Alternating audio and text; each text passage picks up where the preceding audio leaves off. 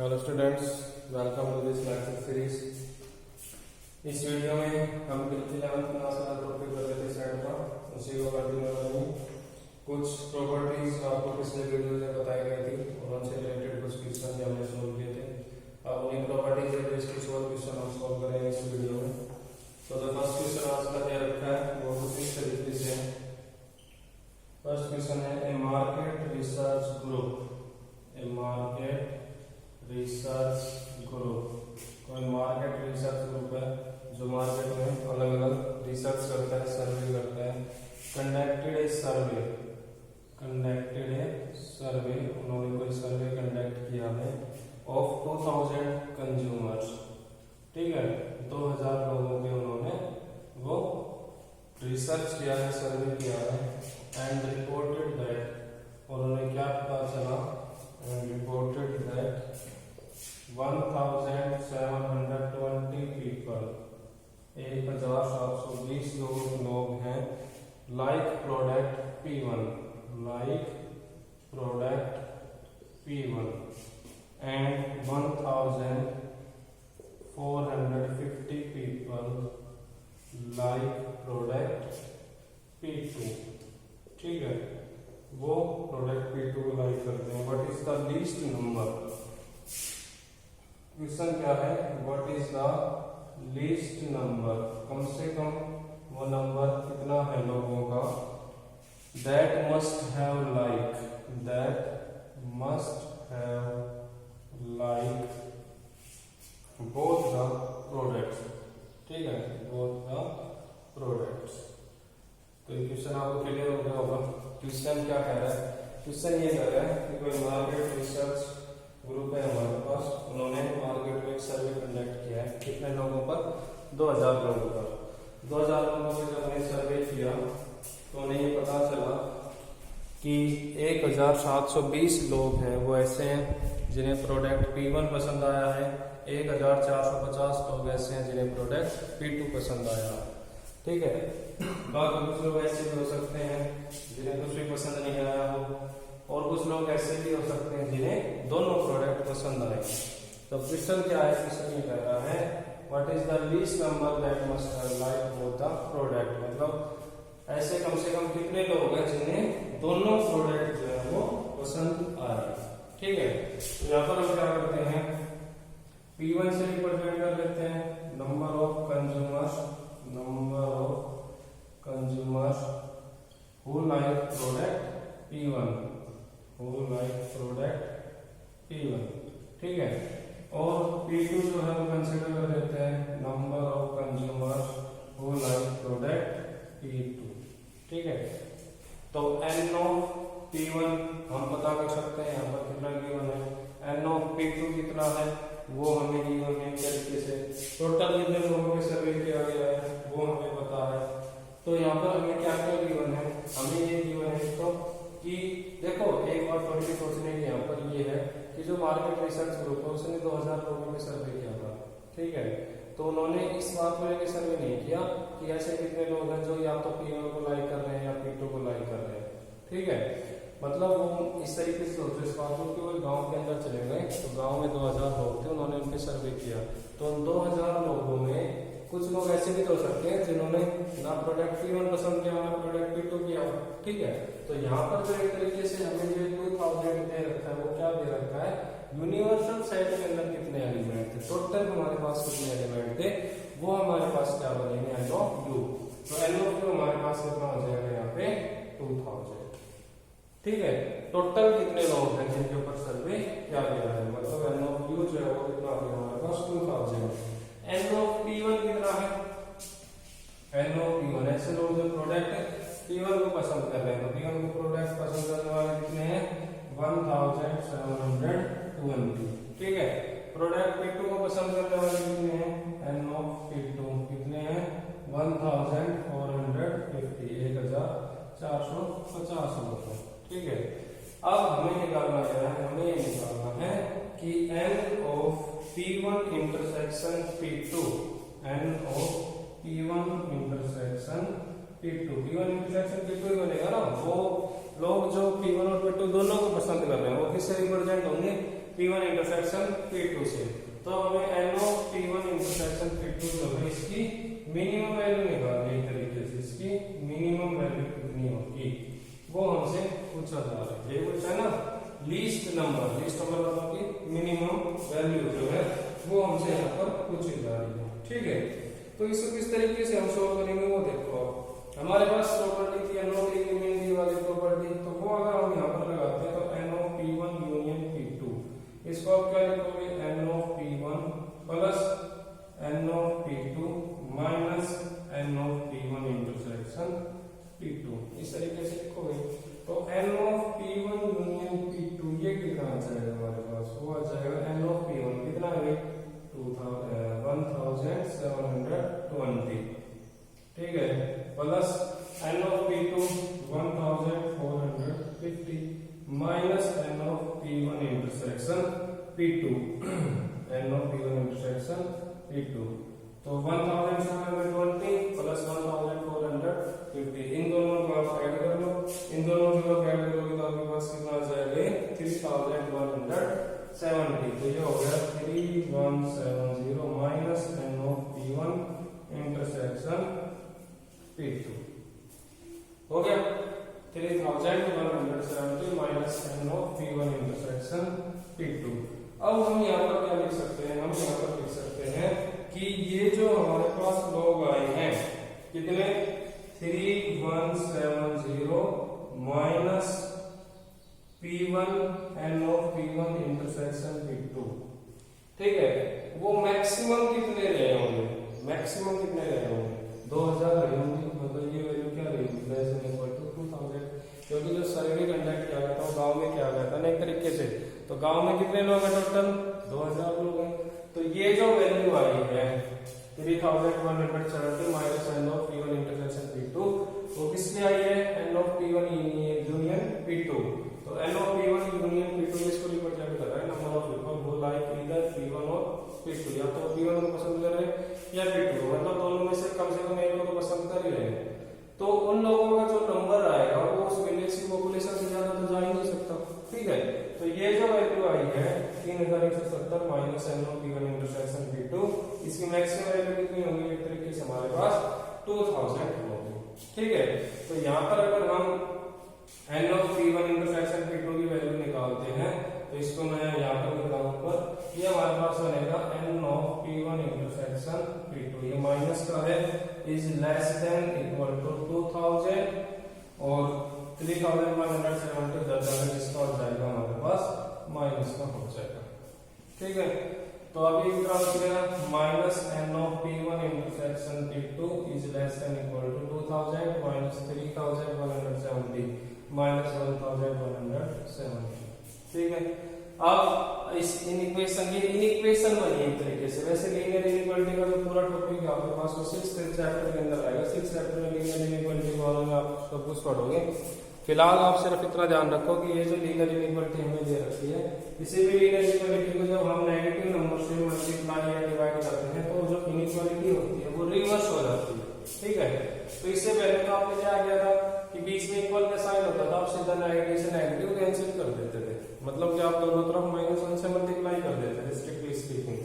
तो यहाँ पर अगर हम बात करें, अगर दोनों तरफ -1 से मल्टीप्लाई करेंगे तो जो इनइक्वालिटी है वो रिवर्स हो जाएगी, उल्टी हो जाएगी। तो इसको अगर मैं दोनों तरफ -1 से मल्टीप्लाई करूंगा तो minus N of P1 intersection P2 तो क्या बन जाएगा, प्लस का बन जाएगा, और माइनस 1170 ये भी प्लस का हो जाएगा। लेकिन जो इनइक्वालिटी अब तक लेस देन इक्वल टू थी वो क्या हो जाएगी, ग्रेटर देन इक्वल टू। तो हमारे पास N of P1 intersection P2 जो आया है वो कितना आया है, ग्रेटर देन इक्वल टू 1170, मतलब कि number of people who like both the products P1 and P2, उनका जो मिनिमम नंबर आया है हमारे पास वो कितना आया है 1170, ठीक है। तो यही हमसे पूछा गया था कि हमारे पास जो मिनिमम ऐसे कितने लोग हैं जो दोनों प्रोडक्ट को पसंद करेंगे। तो दोनों प्रोडक्ट को पसंद करने वाले हमारे पास कितने लोग आ जाएंगे 1170, ठीक है। ये थोड़ा सा इनइक्वालिटी का कॉन्सेप्ट यहाँ पे यूज हुआ है। इनइक्वालिटी की पूरी डिटेल जो है 6th चैप्टर में आएगी, वहां पर आप इनइक्वालिटी क्या होती है, क्या क्या उसकी प्रॉपर्टी होती है, वो सारी डिटेल में पढ़ोगे। फिलहाल आपको सिर्फ इतना याद रखना है यहाँ पर कि किसी भी इनइक्वालिटी को जब नेगेटिव नंबर से मल्टीप्लाई या डिवाइड करते हैं तो इनइक्वालिटी का जो साइन होता है वो रिवर्स हो जाता है, मतलब जो लेस देन इक्वल टू है वो ग्रेटर देन इक्वल टू में चेंज हो जाएगा, और अगर वो ग्रेटर देन इक्वल टू है तो वो लेस देन इक्वल टू में चेंज हो जाता है। नेक्स्ट क्वेश्चन पे आते हैं। नेक्स्ट क्वेश्चन पे हमने बता रखा है if A B and C are three sets, if A, B, C are three sets and U is a universal set. U is a universal set और U जो है वो universal set को रिप्रेजेंट कर रहा है। और हमें क्या दे रखा है यहाँ पर, हमें बता रखा है कि n of U such that n of U मतलब number of element in universal set कितना है 700। उसके बाद n of A number of element in set है वो कितना है 200। उसके बाद n of B अगर number of element in set B वो कितना है हमारे पास 300। उसके बाद n of A intersection B, n of A intersection B कितना है वो दे रखा है 100। हमसे पूछा क्या है, हमसे पूछा है n of A complement intersection B complement कितना आएगा। ठीक है, तो हमने फोर्थ और फिफ्थ प्रॉपर्टी लिखी थी, ये बेसिकली उस पे बेस क्वेश्चन है। ठीक है, हमने क्या निकाला है n of A complement intersection B complement. तो इसको क्या बोलते थे, डिमॉर्गन लॉ बोलते थे ना, बताया मैंने आपको, तो वो चीज हमें यहाँ पे यूज करनी है। तो n of A complement intersection B complement मतलब कि जब अलग अलग कॉम्प्लीमेंट हमें दे रखे हैं, ये A का कॉम्प्लीमेंट है, B का कॉम्प्लीमेंट है, तो जब हम इकट्ठा कॉम्प्लीमेंट लिखने की कोशिश करेंगे तो ये जो इंटरसेक्शन है वो यूनियन में चेंज हो जाएगा और ये इकट्ठे कॉम्प्लीमेंट आ सकता है A यूनियन B का कॉम्प्लीमेंट। ये प्रॉपर्टी थी। अब n of A union B का कॉम्प्लीमेंट हम क्या लिख सकते हैं, n of U minus n of A union B लिख सकते हैं। अब n of A union B हमारे पास किसके इक्वल था, n of A plus n of B minus n of A intersection B। ये बाहर माइनस साइन है और यहाँ पर है n of U। This is equal to n of U number of element in universal set 700 minus n of A 200 plus n of B 300 minus n of A intersection B 100। 200 plus 300 500 500 minus 100 400 तो 700 minus 400 किसके equal आ जाएगा बच्चे 300 के equal हमारे पास आ जाएगा।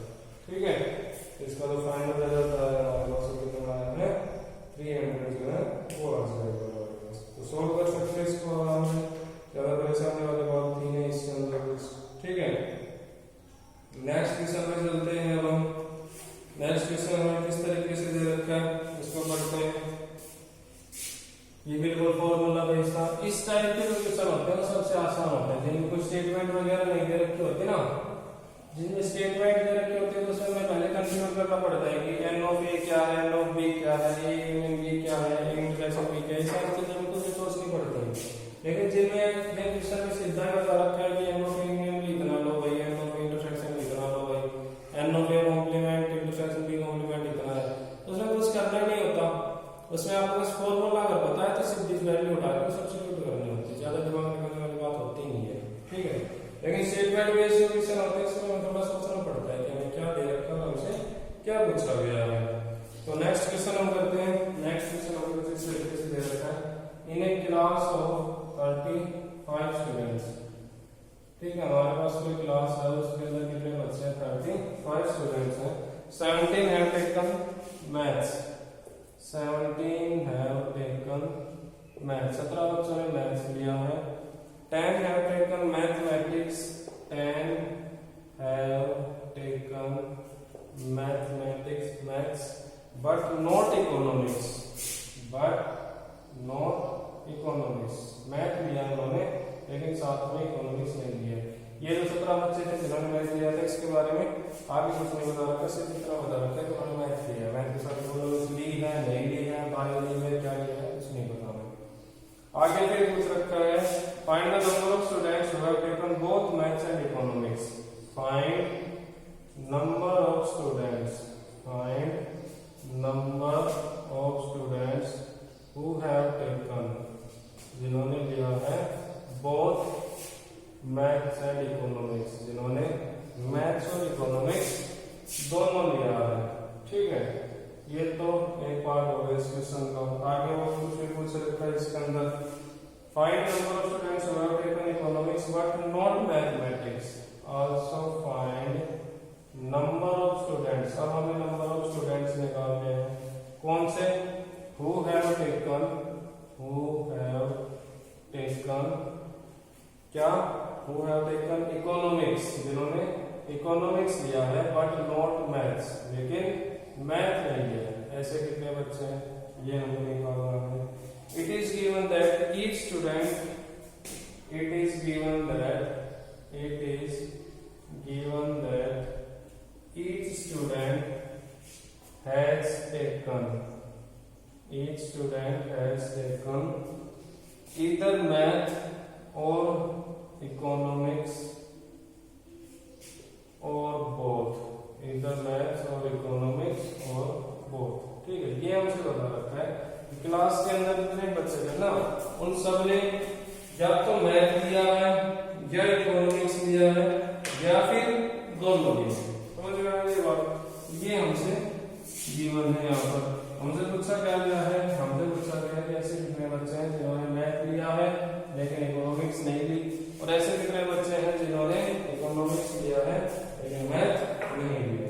ठीक है, तो सबसे पहले यहाँ पर हम लिख लेते हैं कि जो h है वो रिप्रेजेंट कर रहा है, h नहीं m लिख लेते हैं, m फॉर मैथ्स। तो m किसको रिप्रेजेंट कर रहा है, number of students, m represent कर रहा है number of students who have taken math, जिन्होंने मैथ लिया है। ठीक है, और n ऑफ सॉरी e ले लेते हैं, e for economics, number of students who have taken economics, जिन्होंने इकोनॉमिक्स ली। ठीक है, तो चलो क्लास में क्या बताना करेंगे, बच्चे टोटल 35, मतलब कि n of m union e कितना हो गया 35। ठीक है, अब ये चीज इसको अगर पिछले क्वेश्चन से कंपेयर करते हैं तो स्टेटमेंट वाला क्या था हमने, प्रोडक्ट P1 और P2 वाला, उस क्वेश्चन में और इसमें अगर कंपेयर करते हो तो एक तो हमने वहां पे n ऑफ u लिया था, ठीक है, और यहाँ पर n of m union e लिया है, हमने n ऑफ u नहीं लिया है, क्योंकि उस क्वेश्चन के अंदर क्या था कि जो टोटल 2000 लोग हमें दे रखे थे उसमें कुछ लोग ऐसे भी तो हो सकते थे जिन्होंने ना प्रोडक्ट P1 लाइक किया हो ना प्रोडक्ट P2 लाइक किया हो। एक क्वेश्चन क्या था ना हमने कि भाई कुछ लोग ऐसे हैं जो प्रोडक्ट P1 को लाइक करते हैं, कुछ ऐसे जो प्रोडक्ट P2 को लाइक करते हैं, उसके साथ कंपेयर करके बता रहा हूँ मैं इसको। तो वहां पर हमें क्या था कि 2000 लोगों में से कुछ लोग ऐसे भी हो सकते थे जिन्होंने ना प्रोडक्ट P1 लाइक किया हो ना प्रोडक्ट P2 लाइक किया हो।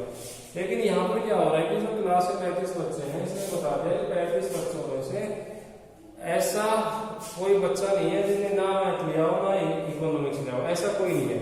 मतलब जितने भी बच्चे हैं उसमें सब बच्चे ऐसे हैं या तो उन्होंने मैथ लिया है या इकोनॉमिक्स लिया है या फिर दोनों लिए, मैथ्स और इकोनॉमिक्स। तो यहाँ पर जो टोटल स्टूडेंट्स बता रहे हैं 35, वो किसको दिखा रहे हैं, n of m union e को, मतलब number of students who have taken one of maths और इकोनॉमिक्स। कम से कम एक तो उन्होंने लिया है, चाहे मैथ या फिर इकोनॉमिक्स में। ठीक है, दूसरी बात 17 हैव टेकन मैथ्स, 17 लिए हैं, 17 बच्चों लिया मैथ्स, तो n ऑफ m कितना होगा हमारे पास 17।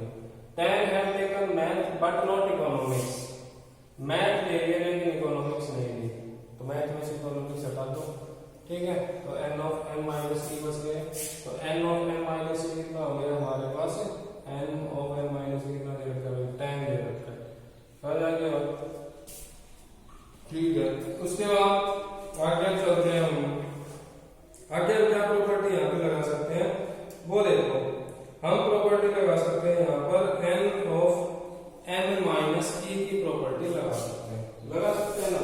n of a minus b की आपने क्या प्रॉपर्टी पढ़ी थी, n of a minus b, बताइए क्या n of a minus b क्या प्रॉपर्टी थी, n of a minus n of a intersection b, ये प्रॉपर्टी बताई थी, वो प्रॉपर्टी हम यहाँ पे लगाते हैं। तो n of m minus e, इसको क्या लिख सकते minus N of M intersection E, ये वाली चीज लिख सकते हो। इस वाले का फायदा क्या होगा, एन ऑफ एम माइनस ई पता है, एन ऑफ एम माइनस ई कितना है 10, एन ऑफ एम का हमें पता है इसी बिल्कुल कितना है 17 minus N of M intersection E. तो यहाँ से हम N of M intersection E निकाल सकते हैं, कितना आ जाएगा 17 minus 10 is equal to 7।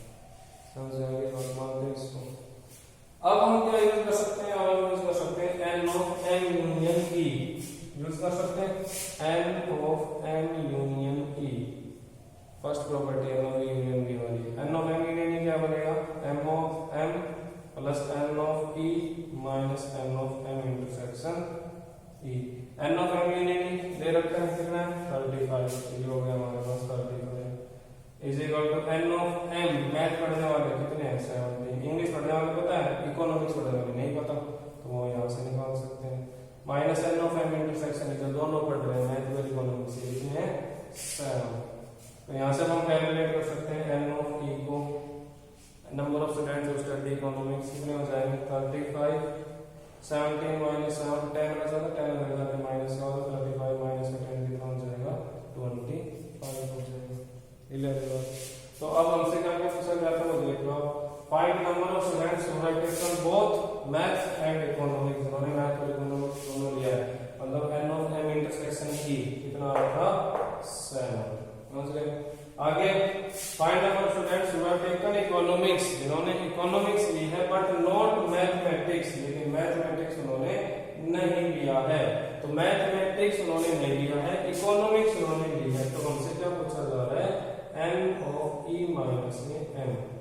Economics पढ़ने वालों में से वो हटा दो जो मैथ भी पढ़ रहे थे, तो सिर्फ और सिर्फ इकोनॉमिक्स पढ़ने वाले बच जाएंगे। तो हमसे वही पूछा गया था ना, number of students who have taken economics but not in maths, हमसे n of E minus M पूछा जा रहा है। तो N of E minus M जो है वो हमारा किसके इक्वल होगा, वो यहाँ से हम यूज कर सकते हैं N of A minus A वाली प्रॉपर्टी। तो क्या बनेगा यहाँ पर N of E minus N of E intersection M. तो एन ऑफ ई कितना इकोनॉमिक्स पढ़ने वाले कितने हैं 25 माइनस N of E intersection M, या एम इंटरसेक्शन इसी हम बात कितना है 7 माइनस में 7, 25 माइनस 7 कितना आ जाएगा जो हमारे पास 18। ठीक है, तो जो क्लास है टोटल उसमें से 18 बच्चे ऐसे हैं जो सिर्फ और सिर्फ इकोनॉमिक्स पढ़ रहे हैं, मैथ जो है वो नहीं पढ़ रहे। ठीक है, तो इस तरीके से हमें इस क्वेश्चन के अंदर प्रोसीड करना है, क्लियर हो गया होगा क्या आंसर क्या पूछा गया, तो सॉल्व कर सकते हैं इसको आराम से। ठीक है, अब चलते हैं 3 सेट के जो फॉर्मूले लिखवाए थे आपके, फॉर्मूला लिखा है जिसके अंदर 3 सेट इन्वॉल्व होते हैं, ए बी और सी। अगर हमारे पास 3 सेट इन्वॉल्व थे जिसमें एक रिलेशन लिखवाया गया था आपको, तो उससे रिलेटेड एक क्वेश्चन हम यहाँ पे सॉल्व करेंगे। ठीक है, तो क्वेश्चन हमें कुछ इस तरीके से दे रखा है कि एक कॉलेज अवार्डेड 38 मेडल्स, एक कॉलेज अवार्डेड 38 मेडल्स, किसी कॉलेज में 38 मेडल दिए हैं बच्चों को। इस तरीके से इन फुटबॉल 38 मेडल दिए फुटबॉल में। ठीक है भाई, फुटबॉल में दे दिए 38 मेडल। 15 इन बास्केटबॉल, 15 मेडल दिए हैं उन्होंने किसमें बास्केटबॉल में दिए। ठीक है जी, एंड 22 क्रिकेट, और जो 20 अवार्ड दिए हैं वो उन्होंने किस इवेंट में दिए हैं, क्रिकेट के इवेंट में दिए हैं। आगे if these medals went to a, if these medals went to a, अगर ये सारे अवार्ड जो हैं टोटल कितने बच्चे हो गए हैं, to a total of 58 men, 58 men, and only 3 men got medals, and only 3 men got medals in all the 3 sports, in all the 3 sports, then तो हमसे क्या पूछा गया है, how many received medals, then how many received medals in exactly 2 of the sports, in exactly 2 of the sports। ठीक है, 2 of the sports। तो ये क्वेश्चन हमसे पूछा गया। ठीक है, तो क्वेश्चन आप एक बार ध्यान से पढ़ लो, उसके बाद आप निकाल सकते हो इसको कि क्या दे रखा है हमसे और क्या पूछा गया है। हमसे क्या पूछा गया है, हमसे क्या दे रखा है, पहले वो देखो। हमें दे रखा है कि कोई कॉलेज है, उस कॉलेज में टोटल 38 मेडल दिए हैं फुटबॉल खिलाड़ियों को, 15 मेडल दिए हैं बास्केटबॉल प्लेयर्स को, और 20 मेडल दिए हैं कितने क्रिकेट प्लेयर्स को। तो टोटल कितने मेडल दिए थे उन्होंने, 20 प्लस 15 35, 35 प्लस 38 73। अब आगे क्या कह रखा है, आगे कह रखा है कि ये जो टोटल 73 मेडल दिए गए हैं ना, ये कितने लोगों को दिए गए हैं, 58 man. If these medals went to a total of 58 men। तो ये जो 73 मेडल है, 73 मेडल है, कितने लोगों को दिए गए हैं, 58। इसका एक मतलब तो यहाँ से डायरेक्टली ये निकल जाता है कि जो खेलने वाले हैं उनमें कुछ ऐसे हैं जो दोनों गेम भी खेलते हैं, फुटबॉल या बास्केटबॉल खेलते हैं, या बास्केटबॉल क्रिकेट भी खेलते हैं, क्रिकेट और फुटबॉल खेलते हैं, या फिर कुछ ऐसे भी हैं तो तीनों भी खेलते हैं, फुटबॉल भी बास्केटबॉल भी खेलते हैं। आगे से क्या रखा है, only 3 men got medals in all the 3 sports। 3 लोग ऐसे थे जिन्होंने तीनों इवेंट के अंदर मेडल जीता है, क्रिकेट में भी, फुटबॉल में भी, बास्केटबॉल में भी। तो पूछा क्या गया है, then how many received medals in exactly 2 of the sports. तो ऐसे कितने लोग हैं जिन्होंने एग्जैक्टली 2 स्पोर्ट्स के अंदर मेडल जो है वो जीता है। एग्जैक्टली 2 के अंदर जीतने मतलब क्या हुआ कि ऐसे कितने लोग हैं जिन्होंने फुटबॉल में और बास्केटबॉल में जीत लिया लेकिन क्रिकेट में नहीं जीता। प्लस में ऐसे कितने हैं जिन्होंने बास्केटबॉल में क्रिकेट में जीत लिया लेकिन फुटबॉल में कोई मेडल नहीं मिला। प्लस में ऐसे कितने जिन्हें क्रिकेट में फुटबॉल में मिल गया, बास्केटबॉल में कोई अवार्ड नहीं मिला। क्लियर है बात, ठीक है। अब यहाँ पर हम इसको सोल्व करते हैं। तो कैसे सोल्व करेंगे, पहले तो 3 इवेंट कंसीडर कर लेते हैं। इवेंट ए जो है वो किसको रिप्रेजेंट कर रहा है, यहाँ पर नंबर ऑफ पीपल, वैसे लोगों को रिप्रेजेंट कर रहा है who won medal in football. हम ये मान लेते हैं कि ए से किसको रिप्रेजेंट कर रहे हैं, जिन्होंने फुटबॉल में अवार्ड जीता है। बी से किसको रिप्रेजेंट कर रहे हैं, number of people who won medals in basketball, basketball में जीतने वाले कितने हैं, ठीक है।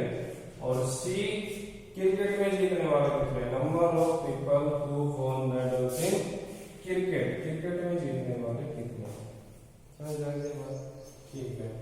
अब देखो क्या दे रखा है हमें कि फुटबॉल में कितने मेडल गए हैं, 38। तो एन ऑफ ए बता दिया है कितना, 38। बास्केटबॉल में कितने गए, 15, मतलब एन ऑफ बी भी बता दिया भाई 15। क्रिकेट में कितने गए, 20, एन ऑफ सी भी बता दिया भाई कितने, 20, ठीक है। और ऐसे कितने लोग हैं जिन्होंने तीनों में जीता है, मतलब कि N of A intersection B intersection C, ऐसे कितने लोग हैं, सिर्फ और सिर्फ 3 लोग। लिख रखा है ना कि क्या लिख रखा है कि only 3 men got medals in all the 3 sports। सिर्फ और सिर्फ 3 लोग ऐसे हैं जिन्होंने तीनों इवेंट के अंदर मेडल जीते हैं। तो मतलब तीनों इवेंट को मेडल जीतने का मतलब ए में भी जीता है, बी में भी और सी में भी। N of A intersection B intersection C हम लगा रहे हैं कितना है, 3 है। अब हम यहाँ पर प्रॉपर्टी लगाते हैं क्या, N of A union B union C, इसके इक्वल होगा N of A plus N of B plus N of C minus N of A intersection B minus N of B intersection C minus N of C intersection A plus N of A intersection B intersection C, ठीक है। ये property है हमारे पास 3 set के लिए, इस property को हम यहाँ पर यूज कर सकते हैं, ठीक है। तो यहाँ पर ये देखो कि N of A union B union C ये किसको रिप्रेजेंट कर रहा है, N of A union B union C को रिप्रेजेंट कर रहा है number of people who have won medal in at least one of the 3 event. N of A union B union C represent कर रहा है ऐसे लोगों को जिन्होंने 3 में से कम एक इवेंट में तो कोई ना कोई अवार्ड जीता। तो ऐसे कितने लोग हैं, टोटल कितने हमारे पास 58। टोटल जो 3 अवार्ड दिए गए हैं वो कितने लोगों को दिए गए हैं, 58 लोगों को दिए गए हैं। तो ये जो 58 लोग हैं इनमें और वो आए ना कि 58 जो इंसान हमने लिए हैं, 58 प्लेयर हमने लिए हैं, इन्होंने किसी ना किसी गेम में तो अवार्ड जीता है, चाहे फुटबॉल में जीता हो, चाहे बास्केटबॉल में, चाहे क्रिकेट में। तो N of A union B union C हमें कितना दे दिया, 58। तो N of A union B union C हमें दे दिया 58। तो यहाँ पर अभी सब्स्टिट्यूट कर सकते हैं। तो इसको अगर आप सब्स्टिट्यूट कर देते हो गया 58 is equal to N of A 38 plus N of B 15 plus N of C 20 plus N of intersection C 3। ये तीन ट्रांसलेशन तीनों में से माइनस कॉमन लेते हैं, तो minus N of intersection B plus N of the intersection C और plus N of C intersection A. ठीक है, तो यहाँ पर हमें वैल्यू निकालनी है इसकी, N of intersection B plus N of B intersection C plus N of C intersection A. ठीक है, N of C intersection A कितना हो जाएगा, ये हो जाएगा हमारे पास 38 प्लस 15 प्लस 20 प्लस 3 और माइनस 58। ठीक है, इसको सोल्व करो आप। 38 प्लस 15 कितना आ जाएगा 53, 53 प्लस 20 73, 73 प्लस 3 76, 76 माइनस 58 कितना बच जाएगा हमारे पास, ये 18 बच जाएगा। ठीक है, तो ये वैल्यू हमारे पास कितनी आ रही है बच्चों, 18 आ रही है। क्लियर है बात। तो ये वैल्यू आ गई N of intersection B plus N of intersection B intersection C plus N of intersection A कितनी आई है 18। तो ये किसको रिप्रेजेंट कर रहा है सोचो, ये 18 जो आया है ये उन नंबर ऑफ स्पोर्ट्समैन को रिप्रेजेंट कर रहा है जिन्होंने ए में और बी में दोनों में जीता है अवार्ड, बी में और सी में दोनों में अवार्ड जीता है, सी में और ए में अवार्ड दोनों में जीता है।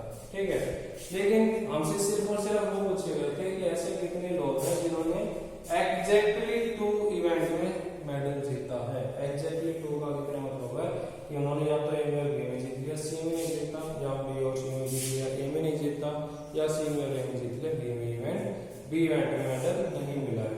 लेकिन यहाँ पर जो वैल्यू आई है इसमें हमारे पास वो नंबर ऑफ स्पोर्ट्समैन भी आ गए जो तीनों मेडल जीत के आए थे।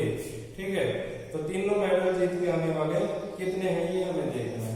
तो तीनों मेडल जीत के आने वाले 3 मेडल हो गए हमारे पास। तो एग्जैक्टली 2 जीतने वाले जो हमारे पास आए हैं, तो यहाँ पर हम क्या लिखेंगे, number of people who won